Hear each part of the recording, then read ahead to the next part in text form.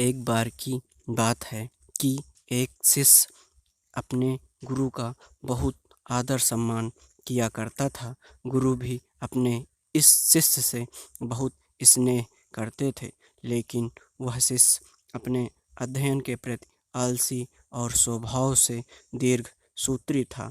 सदा स्व अध्याय से दूर भागने की कोशिश करता तथा आज के काम को कल के लिए छोड़ दिया करता था। अब गुरुजी कुछ चिंतित रहने लगे कि कहीं उसका यह शिष्य जीवन संग्राम में पराजित न हो जाए। आलस्य में व्यक्ति को आक्रमण बनाने की पूरी सामर्थ्य होती है। ऐसा व्यक्ति बिना परिश्रम के ही फलों भोग की कामना करता है। वह शीघ्र निर्णय नहीं ले पाता और यदि ले भी लेता है तो उसे कार्यान्वित नहीं कर पाता।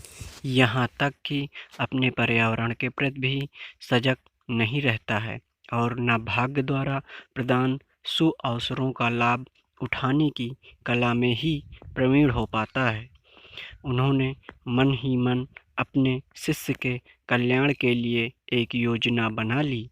एक दिन एक काले पत्थर का टुकड़ा उसके हाथ में देते हुए गुरुजी ने कहा, मैं तुम्हें यह जादुई पत्थर का टुकड़ा 2 दिन के लिए देकर कहीं दूसरे गांव जा रहा हूँ।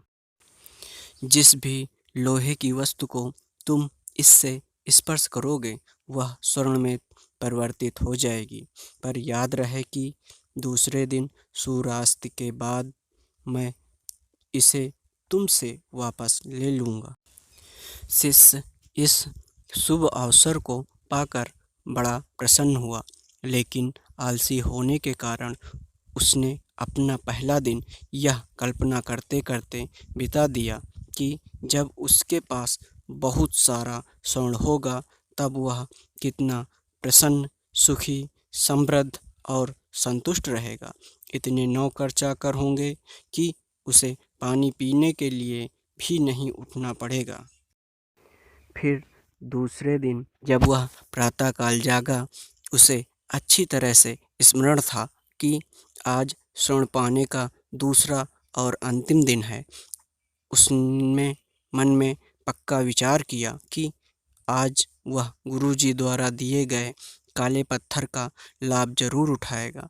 उसने निश्चित किया कि वो बाजार से लोहे के बड़े बड़े सामान खरीद कर लाएगा और उन्हें स्वर्ण में परिवर्तित कर देगा। दिन बीतता गया पर वह इसी सोच में बैठा रहा कि अभी तो बहुत समय है, कभी बाजार जाकर सामान लेता आएगा। उसने सोचा कि अब तो दोपहर का भोजन करने के पश्चात ही सामान लेने निकलूँगा, पर भोजन करने के बाद उसे विश्राम करने की आदत थी और उसने बजाय उठ के मेहनत करने के थोड़ी देर आराम करना उचित समझा, पर आलस से परिपूर्ण उसका शरीर नींद की गहराइयों में खो गया और जब वो उठा तो सूर्यास्त होने को था। अब वह जल्दी जल्दी बाजार की तरफ भागने लगा, पर रास्ते में ही उसे गुरुजी मिल गए। उनको देखते ही वह उनके चरणों पर गिरकर उस जादुई पत्थर को एक दिन और अपने पास रखने के लिए याचना करने लगा, लेकिन गुरुजी नहीं माने और उस शिष्य का धनी होने का सपना चूर चूर हो गया।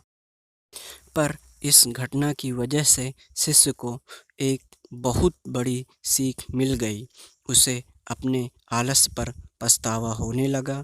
वह समझ गया कि आलस उसके जीवन के लिए एक अभिशाप है और उसने प्रण किया कि वो अब कभी भी काम से जी नहीं चुराएगा और एक कर्मठ, सजग और सक्रिय व्यक्ति बनकर दिखाएगा।